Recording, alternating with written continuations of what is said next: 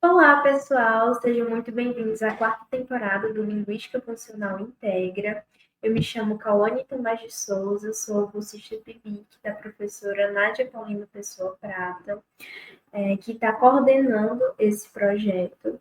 E hoje vamos entrevistar a professora Erotilde Goretti Pesati, certo? Ela é professora sênior da Universidade Estadual Paulista Júlio de Mesquita Filho, no campus de São José do Rio Preto. Atua no programa de pós-graduação em estudos linguísticos da Unesp, tendo sido coordenadora no período de 2013 a 2017. Ela concluiu o pós-doutorado em gramática discursiva funcional pela Universidade de Amsterdã, na Holanda, e pelo Instituto de Linguística Teórica e Computacional em Lisboa. Ela desenvolve projetos de pesquisa na área de teoria e análise, com ênfase na gramática discursiva funcional. É bolsista de produtividade em pesquisa do CNPq desde 1994, atualmente nível 1B, e líder do grupo de pesquisa em gramática funcional, o GPGF. Sua produção concentra-se principalmente na ordenação de constituintes na sentença, articulação de orações, estrutura argumental e tipologia linguística. Ela foi coordenadora da área de linguística da FAPESP de abril de 2013 a outubro de 2020. É associada ao Grupo de Estudos Linguísticos do Estado de São Paulo, o GEL, a Associação Brasileira de Linguística, a Abralim, a Associação de Linguística e Filologia da América Latina, a UFAL, e a Associação Nacional de Pós-Graduação em Pesquisa em Letras e Linguística, a ANPOL. É autora do livro A Ordem de Palavras em Português e coautora dos livros A Relação Conclusiva na Língua Portuguesa, Funções, Resumo, Conclusão e Consequência, e As Interrogativas de Conteúdo na História do Português Brasileiro, uma abordagem discursiva funcional, e organizadora dos livros Pesquisas em Gramática Funcional, Descrição do Português, Construções subordinadas na lusofonia, uma abordagem discursiva funcional, e construções coordenadas nas variedades portuguesas, uma abordagem discursiva funcional. Seja muito bem-vinda, professora. Eu fico muito honrada pela sua presença e por aceitar integrar esse projeto. Bom, eu é que agradeço estar aqui para fazer a convite da Nádia, né, para fazer essa divulgação de um trabalho que vem desenvolvendo já há algum tempo. Agradeço muitíssimo essa oportunidade. Pois bom, professora, eu gostaria de iniciar, né, porque no seu currículo mostra um grande interesse pela ordem dos constituintes em publicações de artigos e capítulos de livro, quanto em orientações de trabalhos acadêmicos, iniciação científica, dissertações e teses. Então, como surgiu o interesse por esse tema e o que é essa ordem linguística, essa ordem de constituintes na linguística? Bem, como qualquer pesquisador, eu também gosto de vencer desafios. Meu interesse em ordem de palavras vem desde o mestrado, suscitado pelo professor Dr. Francisco Gomes de Matos, um dos membros da banca, ao me questionar sobre o título da minha dissertação, que se chamava Rotina e Criatividade Linguística, e ele questionou por que não criatividade e rotina linguística, se supõe que o elemento inicial é mais importante do que o final. Embora intuitivamente não concordasse com essa afirmação, essa questão persistiu em minha mente como uma questão a ser respondida e tornou-se para mim um desafio desvendá-la a tal ponto que a defini como tema de investigação da minha tese de doutorado, denominada A Ordem de Palavras em Português, Aspectos Tipológicos e Funcionais. Desde então, minhas atividades de pesquisa vêm se dirigindo especialmente para a descrição funcional da ordenação de constituintes na sentença, cujo resultado se encontra tanto em publicações de artigos e capítulos de livros, quanto em orientações de trabalhos acadêmicos de iniciação científica, dissertações e teses. Ordem de constituintes, como deve ter ficado claro, é a linearização da palavra no sintagma, na oração ou na sentença, dependendo da unidade sintática que está sendo investigada. A língua é linear, pois emitimos uma palavra após a outra. No meu caso, trata-se do sintagma, um tanto complexo, que intitulava minha dissertação. É, de fato, um aspecto empolgante nos estudos linguísticos, como procurarei demonstrar, né? Muita coisa deságua na linearização dos constituintes, onde colocar cada unidade linguística. Pode mudar. Garcia, 1982, afirma que a colocação de palavras na frase constitui um dos processos mais comuns e mais eficazes para dar relevo às ideias. Essa afirmação revela a importância da linearização dos constituintes na sentença. Para Garcia, todas as línguas têm o seu sistema próprio de ordenar termos e orações dentro do período, mas, em geral, a distribuição desses elementos está condicionada ao rumo de raciocínio, à sequência lógica, à clareza e à ênfase. É, portanto, uma questão estilística. Com o advento da descrição linguística, a ordem de palavras passou a ser vista de outra perspectiva, não mais como um estilo, mas sim como um modo de classificação das línguas. A ordem de palavras é, então, tratada de um ponto de vista tipológico, que constitui uma tentativa de agrupar e ordenar os dados, inventariar as diferentes estruturas e subestruturas existentes ou possíveis, e fornecer resultados globais com respeito quer a todas as línguas, quer a um ou outro tipo de língua. A ordem passou a ser um critério de classificação das línguas a partir de Grimberg, que foi o primeiro pesquisador a propor uma tipologia sintática, tendo como critério a ordem dos constituintes da sentença com base na posição relativa do sujeito, do verbo e do objeto.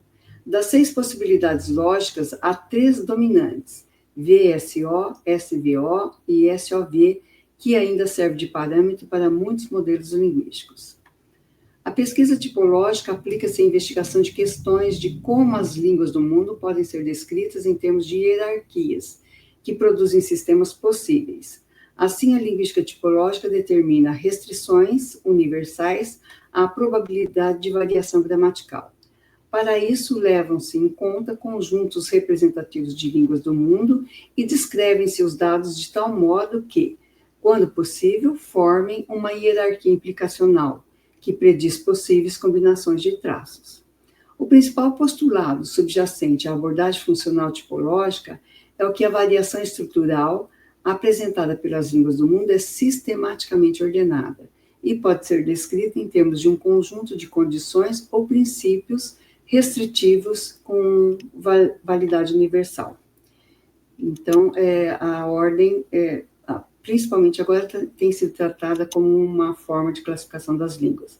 O que não, como vou mostrar para vocês, não é bem assim que a GDF classifica. Certo, professora. Os seus trabalhos sobre a ordenação de constituintes, eles apresentam sempre uma perspectiva funcionalista, nomeadamente a do funcionalismo holandês, como a senhora acabou de citar. O que leva a assumir o modelo teórico da gramática discursiva funcional, a GDF? Bem, a ordenação dos constituintes para a GDF é um dos meios de expressar formalmente relações e funções que variam de acordo com as intenções comunicativas do falante, do que for formulado pragmática e semanticamente. Considerar a ordenação de constituintes como um mecanismo de expressão equivale a postular teoricamente sua funcionalidade, de modo que ordens alternativas podem ser usadas em diferentes condições e para diferentes propósitos. Em outras palavras, a posição dos constituintes na oração obedece a determinações primeiramente pragmáticas, depois semânticas e, por último, sintáticas, já que a atividade linguística ocorre necessariamente entre interlocutores em uma dada situação discursiva. Desse modo, a colocação de palavras na sentença está relacionada ao nível morfossintático, que é um dos níveis de codificação ou de materialização do que se pretende comunicar. A maneira como se ordenam os constituintes na sentença não é aleatória. Pelo contrário, é motivada por motivos pragmáticos e semânticos e, às vezes, morfossintáticos também. A GDF, diferentemente de outros modelos funcionalistas, distingue com muita precisão a pragmática da semântica, o que é muito importante na descrição de uma língua natural. Então, pode mudar o slide. A pragmática, diferentemente da semântica, define o nível interpessoal, ou seja, trata dos aspectos da interação entre os participantes de um evento comunicativo, que é o discurso. Então, ele trata das ações linguísticas do falante para conseguir seu objetivo comunicativo. Tudo que o falante faz para conseguir a adesão do interlocutor ao seu propósito comunicativo. São, portanto, estratégias linguísticas do falante para atingir um objetivo. Essas estratégias de natureza proposital, proposital não significa necessariamente consciente, né? Porque a gente vai adquirindo as regras da língua conforme vai adquirindo a língua, né? Então, é proposital porque eu sei que usar um determinado termo vai me levar a um caminho e o outro vai me levar a outro caminho, né? E isso o falante tem, todo falante nativo tem. Então, é proposital, mas não significa necessariamente consciente, né? Nem todos os falantes sabem que faz determinadas ações para conseguir determinados objetivos. Essa é a nossa função aqui como linguística, né? Então, essas estratégias de natureza proposital referem-se na GDF à retórica e à pragmática. Bom, então vamos lá. O que é a retórica? Né?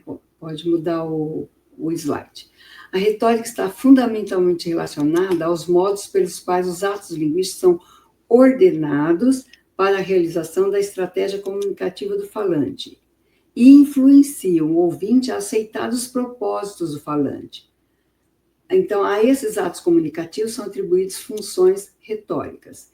Então, vejam que nós estamos falando de retórica, é mais ou menos o que se conhece, quer dizer, é a forma que você usa a língua para convencer o seu interlocutor, né? No fundo, está mais ou menos relacionado. Só que a GDF trabalha com atos linguísticos, né? E atos discursivos, e a esses atos discursivos são atribuídas, então, funções retóricas. Bom, a função retórica de orientação é atribuída a atos discursivos como bebida alcoólica, né? E o mais novo em 2. Por quê? Que esse ato discursivo? Olha, agora, bebida alcoólica, eu gosto de qualquer tipo de bebida. Então, quando o falante fala, põe bebida alcoólica no início, ele está querendo orientar o ouvinte para introduzir um referente no discurso que é importante para o ato discursivo que vem depois, que é eu gosto de qualquer bebida alcoólica. Então, ele orienta o seu interlocutor sobre o que ele vai falar. Ou em 2, por exemplo, o mais novo, esse estava sempre com a mãe. Então, ele está falando dos irmãos, vários irmãos, e está falando do irmão mais novo. Então, o que ele vai falar depois, no segundo ato discursivo, é sobre esse irmão mais novo. Então, com esse ato de orientação, ele prepara o seu interlocutor sobre o que ele vai falar. Então, tanto bebida alcoólica quanto mais novo tem a função retórica de orientação. São 2 atos discursivos na GDF, ou 2 atos de fala, como vocês quiserem, tá? Bom, já a função retórica esclarecimento, que está no próximo slide, né? Nos exemplos dados aí em 3 e 4, as senhoras e essa menina, respectivamente em 3 e 4, adicionam uma informação para esclarecer que se referia apenas às mulheres, em 3, porque nesse caso de 3 aí, dói muito para nós as mulheres. Ela estava numa entrevista com um locutor de rádio, que era masculino, e estava falando sobre parto. Então, ela dói muito para nós, as dores do parto, né? Aí ela esclarece, né? Porque como ela está falando com um interlocutor do sexo masculino, ela dói muito para nós. Esse nós pode ser ela e o locutor. Então, isso para ela não está claro. Então, ela acrescenta as senhoras, quer dizer, só as mulheres é que têm dores de parto, né? Então, ela esclarece. Então, isso é o que é a função retórica de esclarecimento. O mesmo acontece com 4. É muito exigente comigo e com meu marido, essa menina. Nesse caso, a falante estava falando sobre seus filhos, ela tinha 6 filhos, né? E foi falando de cada um deles, no fim ela retoma, é muito exigente comigo e com a menina, e com meu marido, mas ela chega no final e fala, mas qual dos filhos? Né? Ela tinha mais filhas. Então, ela fala, essa menina que era a última a qual ela estava se referindo. Então, vejam que esse ato, tanto essa menina quanto as senhoras, tem, então, uma função retórica para esclarecer um ato anterior, né, que o falante acha que não está claro para a correta interpretação do seu propósito comunicativo, né? Que o ouvinte pode não entender o que ele está querendo dizer. Então, ele faz um ato de esclarecimento. Então, tem essa função retórica, esclarecimento ou correção. Alguns chamam de correção, né? Por outro lado, nós temos também uma outra função retórica, que é a motivação, né?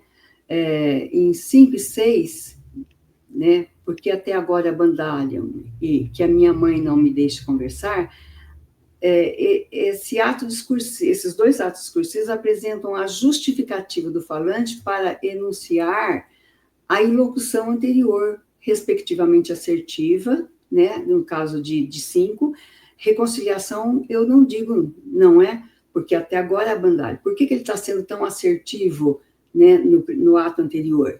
Aí ele tem que justificar, porque a família judiou muito dele, então ele está justificando por que ele está sendo assertivo. E no caso de 6, vai-te embora, que a minha mãe não me deixa conversar. Que a minha mãe não me deixa conversar justifica o fato de a menina, a namorada, né, mandar o namorado embora. Por que ela está usando a ilocução imperativa, essa diretiva, querendo que ele faça alguma coisa? Então, ela, para não ser grosseira, ela explica por que está usando isso. É o mesmo caso de abandalham-me. Então, isso esses atos discursivos, porque até agora é abandalham-me, e vai-te embora, que a minha mãe não me deixa conversar, são atos discursivos com uma função retórica motivação. Então, veja que ela está sempre preocupada com o interlocutor, em fazer com que o interlocutor interprete adequadamente o seu discurso, né, as suas frases. Então, o ato discursivo de orientação, como vocês viram nos exemplos, iconicamente aparece antes do ato discursivo que subsidia, porque se ele vai orientar, ele tem que vir antes.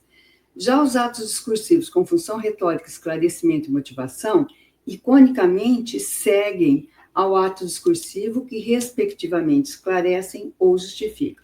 Então, vejam que a colocação desses atos discursivos tem uma justificativa, uma motivação do nível interpessoal, dessa relação que se estabelece entre os interlocutores, entre falante e ouvinte. Já a pragmática na GDF diz respeito ao modo como o falante modela, como ele dá forma às suas mensagens, levando em consideração as expectativas que tem do estado mental do ouvinte. Quer dizer, o que o ouvinte sabe, o que ele acha que o ouvinte sabe, o que ele não sabe, para ele poder seguir, né, e conseguir o seu objetivo discursivo. Então, quando a gente fala em estado mental, nós estamos falando nas informações pragmáticas que o falante pressupõe que o ouvinte, né, sabe, ou que está na mente do seu interlocutor. Se o falante, por exemplo, se o falante considera que o ouvinte consegue identificar um referente pretendido, ele faz uso do artigo definido, por exemplo, o sol. Caso contrário, ele faz uso do artigo indefinido. Então, veja que o uso de artigo definido ou indefinido está relacionado ao nível interpessoal, nessa relação entre falante e interlocutor. Isso é só um exemplo para vocês entenderem que a forma, né? Por isso que qual forma que eu vou dar para a minha mensagem? Se eu acho que o meu interlocutor identifica, eu uso um artigo definido, uma forma de artigo definido. Se eu acho que o meu interlocutor não consegue identificar o referente que eu quero, eu dou a forma de um artigo indefinido. Então, isso é da pragmática. Isso se refere à relação que se estabelece entre falante e ouvinte, não é? E da mesma forma que a gente tem funções retóricas, né, que que direciona o discurso, nós também temos funções pragmáticas, né? A GDF também considera o que se chama de funções pragmáticas, que também são estratégias para assinalar que um constituinte é tópico é uma função pragmática, ou seja, indica sobre o que se fala, a denominação é mais fácil para vocês entenderem, né? É sobre o que se fala, o tópico, né? Tem uma definição mais teórica, mas acho que nesse momento é melhor uma definição mais que facilite, né, a compreensão do que eu quero dizer. E ele também tem estratégias para indicar que um constituinte é a informação mais importante ou é nova para o ouvinte, então é o que a gente chama de foco. E também a GDF considera uma outra função 3, na literatura é muito conhecida a função de tópico e foco, mas a GDF considera ainda uma outra estratégia de função pragmática, né, que é que o falante, por algum motivo, deseja contrastar duas informações. Então, por exemplo, os fluxos migratórios teriam provocado graves consequências ao ambiente, os fluxos migratórios é o tópico, tanto é que ele é uma informação que o falante já sabe, que ele consegue identificar, então, eles já estavam falando sobre isso, e ele continua falando sobre isso. Portanto, é sobre o que se fala, tem a função de tópico.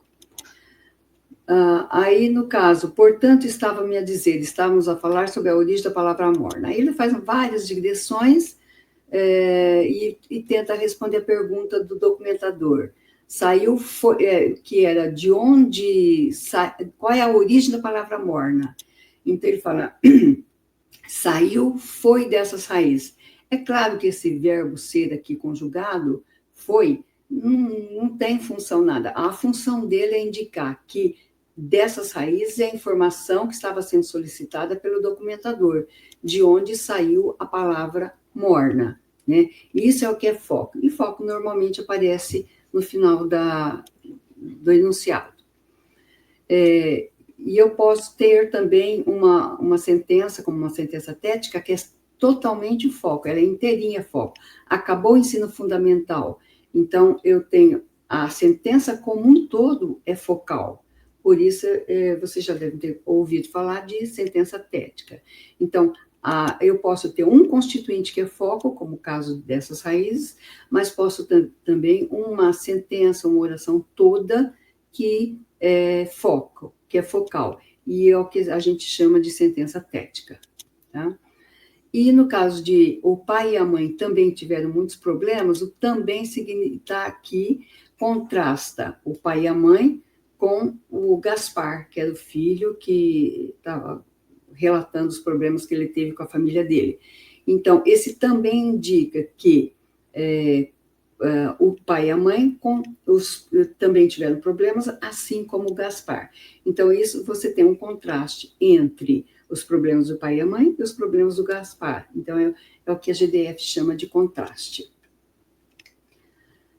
Mas, como a gente vai ver, a marcação de tópico e foco ocorre por meio da posição que o constituinte ocupa na oração. Acho que você tem que votar, hein? Ou seja, a posição inicial, diferentemente da função de foco, que tende a ocupar a posição final da oração ou toda a oração, como no caso da sentença tética. Dessa forma, essas duas funções pragmáticas caracterizam-se em português por ocuparem os dois extremos da oração, como contrabalanço pragmático, já que o tópico se coloca em PI e o foco em PF. Há línguas que usam outros mecanismos e não a posição para marcar essas estratégias. O japonês, por exemplo, tem um morfema para indicar que um constituinte, esteja onde ele estiver, é o foco da sentença, né?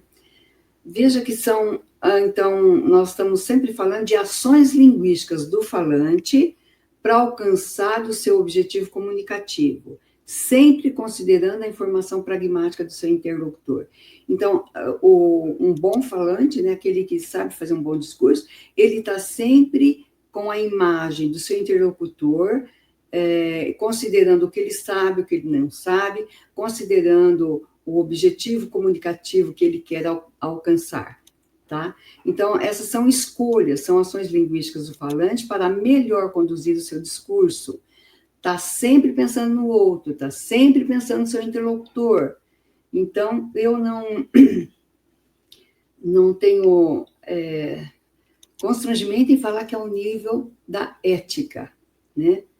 Da ética, quer dizer, está sempre pensando no outro, está sempre considerando o outro, né? Não é um individualista, né? Senão não consegue alcançar o objetivo comunicativo.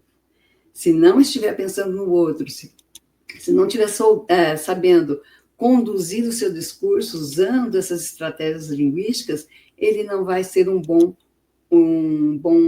locutor, ter uma boa retórica, né? Bom, mas a pragmática é diferente da semântica, tá?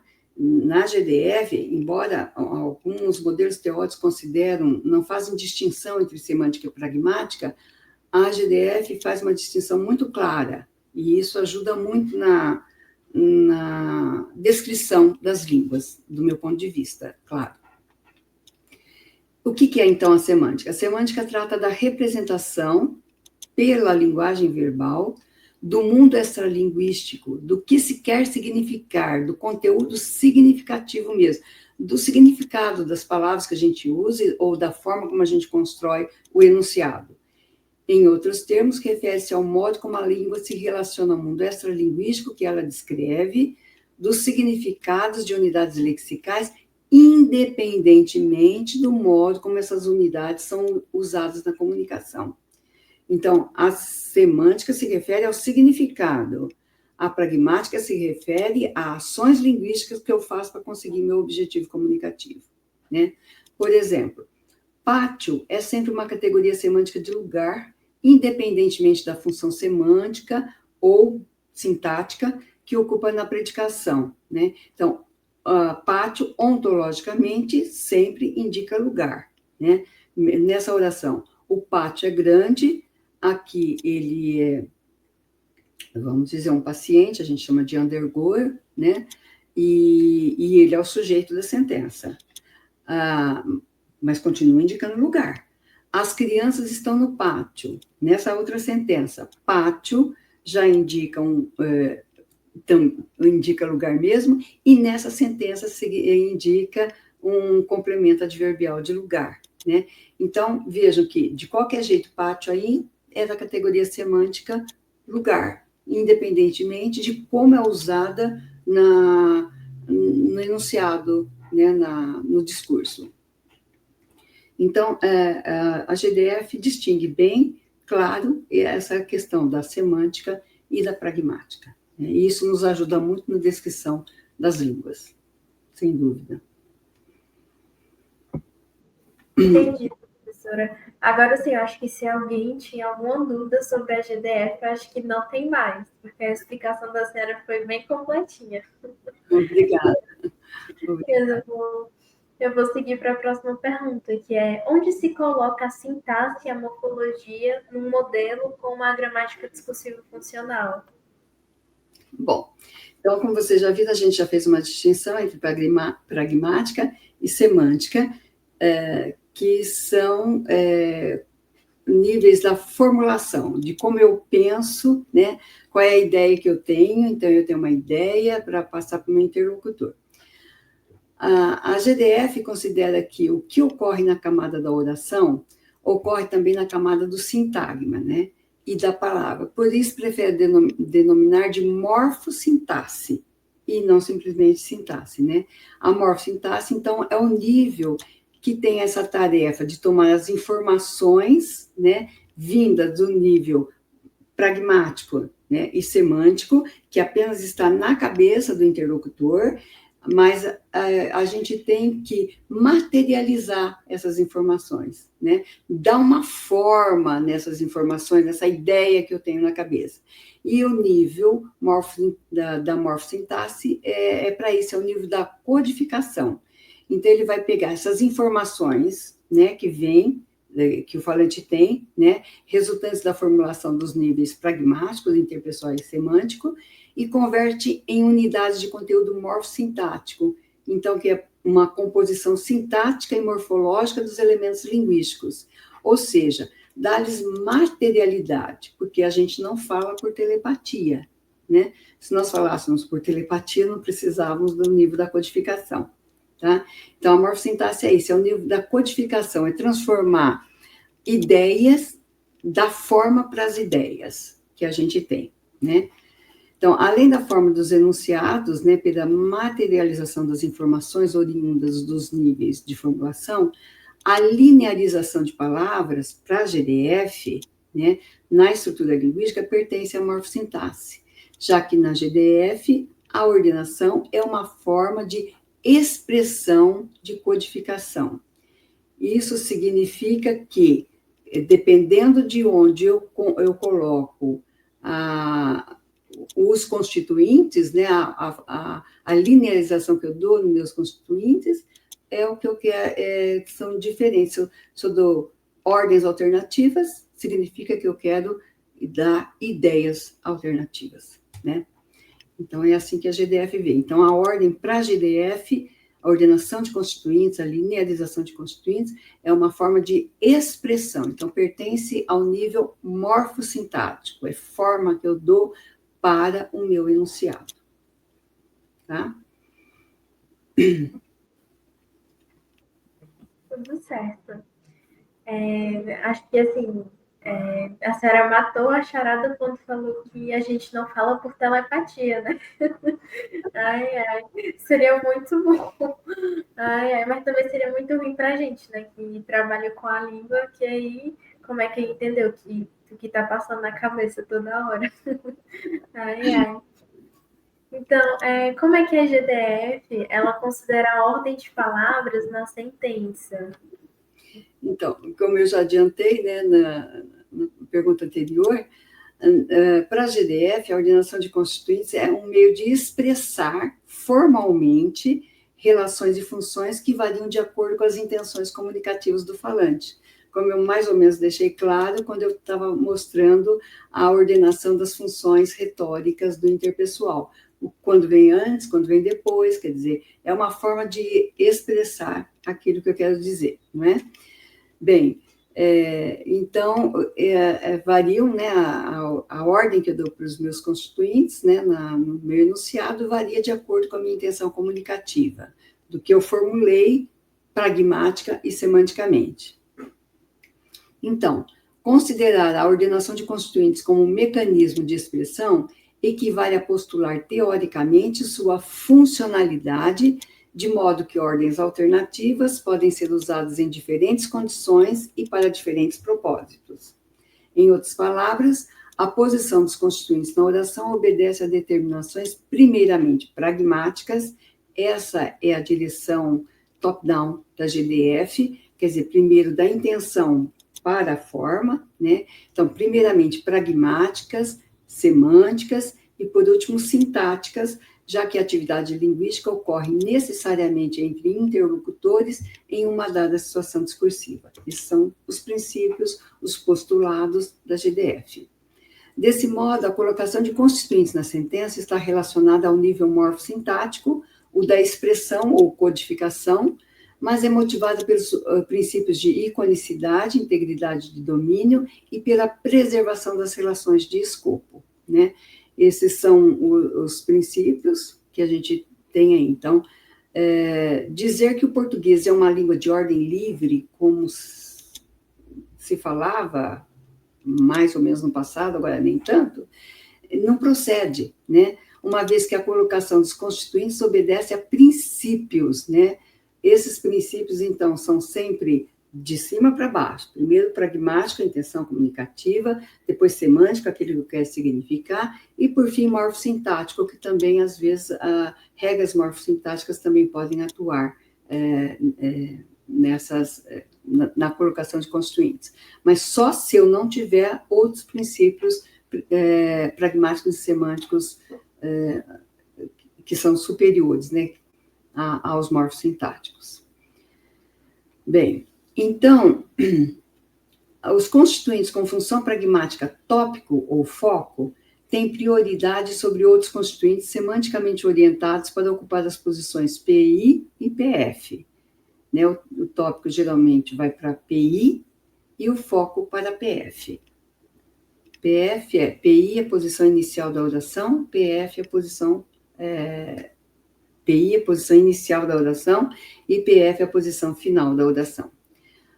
Os constituintes de natureza semântica assumem as posições marginais PI e PF, obedecendo à hierarquia de escopo, porque também é um dos princípios, quer dizer, se alguma coisa escopa uma unidade maior, ela tem que vir mais à margem da oração do que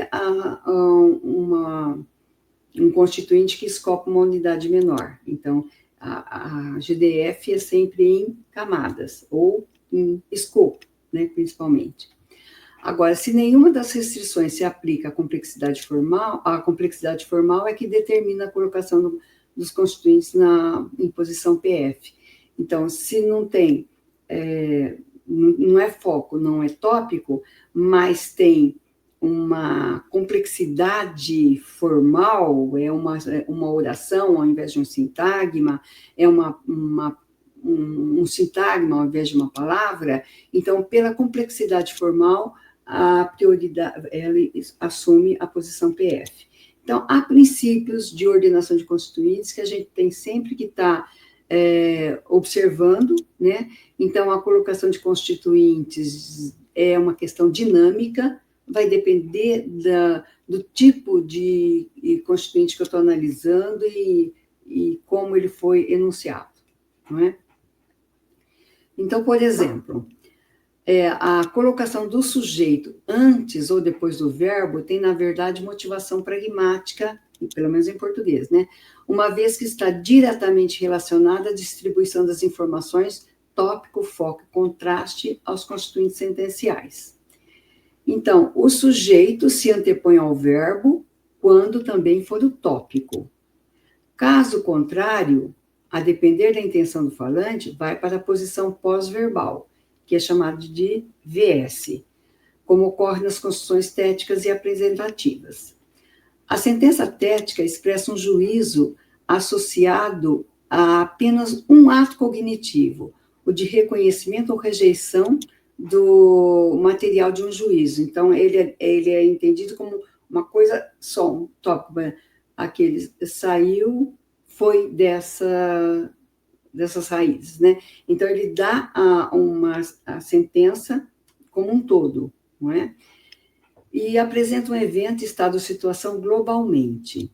Esse tipo de estrutura VS ela também já foi, né, também chamado de frase-comentário, porque toda ela é o comentário, ou toda ela é o foco, né? Uma vez que descreve uma situação sem especificar qualquer elemento como ponto de partida ou ponto de vista ou ponto de partida do fluxo de atenção. A informação é dada globalmente como um todo. Então, nós temos aí, caiu tudo abaixo, eu falo, é tudo de uma vez, então a sentença inteirinha é foco. Ou, já aconteceram 21 erupções, aí eu tô, é uma existencial, uma apresentativa, né? Está falando das erupções do vulcão na Ilha do Fogo, e depois ele pode ser, introduz um novo referente no discurso. Então, nesse caso, né, o sujeito vem depois. Então, tanto na tética, como é o caso de caiu tudo e aconteceram 21 erupção, e nas apresentativas que vocês têm aí, né, são milhões de pessoas que se deslocam, ou há um projeto para incentivar as crianças nesse capítulo. Então, tanto as apresentativas quanto as téticas, né, é chamado de construção VS, porque o sujeito é posposto ao verbo, né? Mas vejam que existe, então, razões para isso, depende do que eu quero falar. Se eu quero ter um suporte, um tópico, algum elemento que sirva de ponto de partida para o comentário, eu tenho uma estrutura de tópico. Se não, eu vou ter, e aí eu tenho S, V, O ou não, né? Depende do tipo de verbo que eu estou analisando. Agora, as téticas apresentativas, as duas, né? O sujeito vem depois. E aí a gente, uma questão do português, né? muito complexa, porque envolve concordância e raramente o falante faz a concordância desse sujeito que vem depois do verbo, né? Porque ele não vê como sujeito, mas, na verdade, ele não é tópico, né? Ele não é tópico.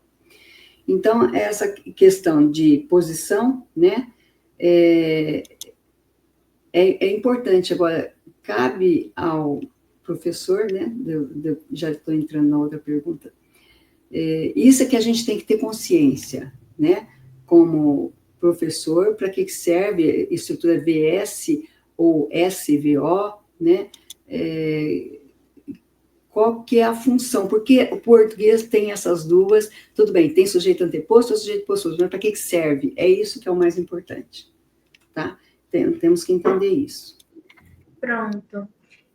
Eu concordo com a senhora que realmente é muito importante a gente estudar a língua e principalmente quando for passar para a sala de aula, os estudantes também entenderem a motivação, né?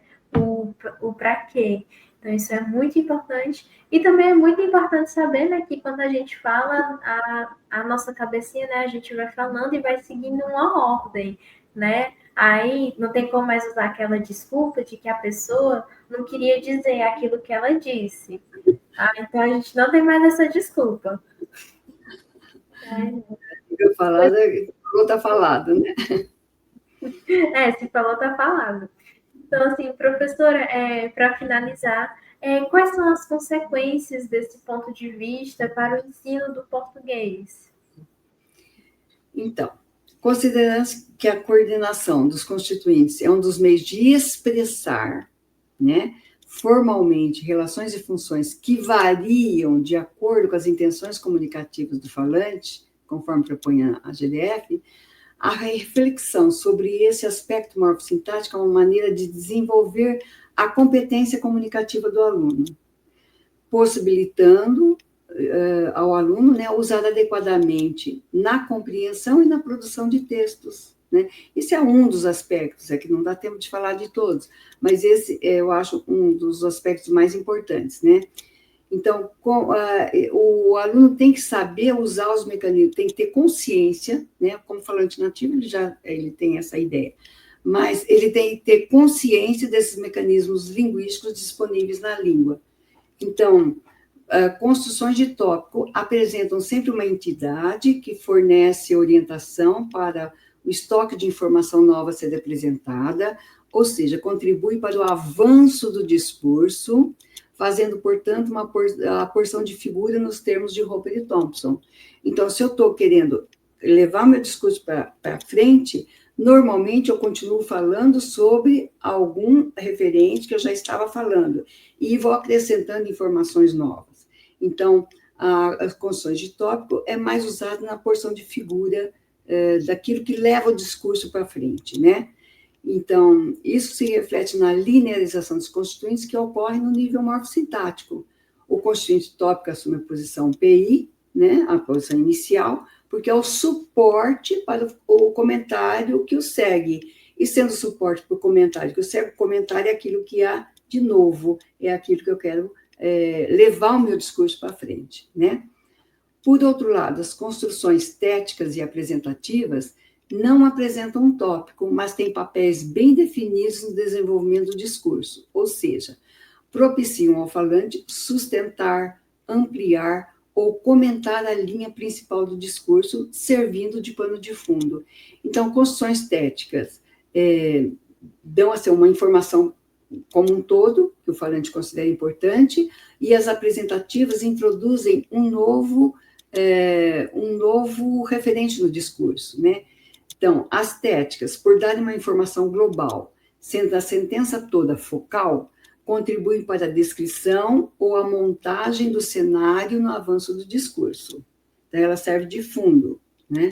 As construções apresentativas são utilizadas para introduzir um novo referente, ou seja, um novo tópico ou subtópico que fornecerá material de suporte para a continuação do discurso, né?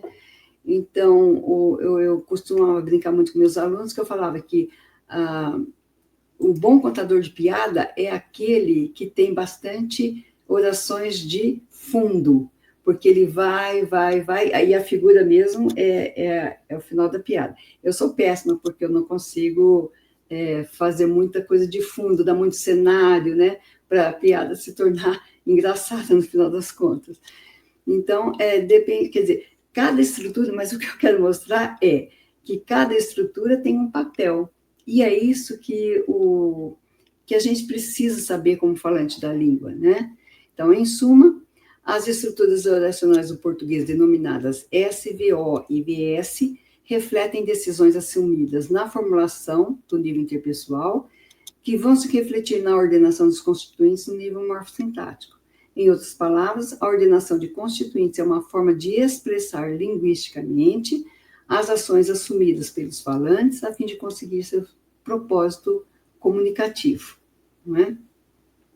Então, isso é um aspecto muito pequeno do que a gente pode falar sobre isso, né? Como a gente tem tempo, então o tempo é exíguo, né? A gente sempre está selecionando alguma coisa. Então, no caso do ensino, né, o professor deve ter em mente que cada molde de conteúdo é quando eu falo que é uma construção de tópico, uma construção tética ou uma construção apresentativa. Contribui para um aspecto na construção do texto. E é isso que deve ser ensinado aos alunos. Para que serve cada estrutura? A motivação, quer dizer, a língua não tem nada na língua aleatório, não é? Cada tipo de construção espelha uma intenção comunicativa. Não é suficiente mostrar que no português o sujeito pode ser anteposto ou posposto ao verbo, e é isso, vai desencadear concordância ou não concordância, uma estrutura correta ou uma estrutura errada, não é? Não é isso que importa, mas sim qual é a função da anteposição ou posposição do sujeito na oração, na construção do texto, do discurso. Quer dizer, esse é um aspecto mínimo que eu consegui mostrar aqui para vocês. Mas existem muito mais coisas aí que a gente poderia falar, mas não há tempo para isso. Tá? Então... Professora, eu adorei a analogia com a questão do comediante. Eu vou passar a observar eu vou passar a observar. Bom, esse aí é o livro, né, que eu falo sobre ordem de palavras, que foi resultado do meu pós-doc em Amsterdã e em Portugal, né, e aí eu falo um pouquinho da ordem de palavras, né, segundo, de modo geral, né, inclusive segundo a GDF, né, mas tem muitas referências, né, que não dá, não é possível citar tudo. Essas são as referências bibliográficas. Pois, professora, eu gostaria de agradecer a senhora por ter aceitado o convite, por ter disponibilizado o seu tempo para participar dessa pequena conversa, que é realmente um tema muito amplo, a ordem de constituintes, e a senhora conseguiu, assim, desmistificar, porque às vezes chega a ser assustador quando a gente vai se debruçar, assim, tipo, meu Deus, que loucura. Então, tipo assim, eu gostaria muito de agradecer a senhora por ter aceitado o nosso convite, e também gostaria de fazer um convite para quem está nos assistindo, para quem está nos ouvindo, de acompanhar o grupo de estudos em funcionalismo da Universidade Federal do Ceará nas redes sociais, no YouTube, no Instagram, no Facebook e no site, certo? Bom, eu é que agradeço a oportunidade, né, que vocês me deram para divulgar, né, essa questão, né, esse tema com o qual eu tenho trabalhado, né. Agradeço a Nádia, agradeço a Márcia, a todo o grupo de Linguística Funcional Integra, vocês estão fazendo assim, um trabalho excelente, né, de divulgação, que é o que parece que a gente está precisando muito, né, no momento atual, quer dizer, a universidade precisa chegar até a comunidade, e acho que essa é uma forma, né? Fica no YouTube, quem quiser assistir, assiste. Então, eu agradeço muito essa oportunidade para você. Muito obrigada, professora. Tá bom.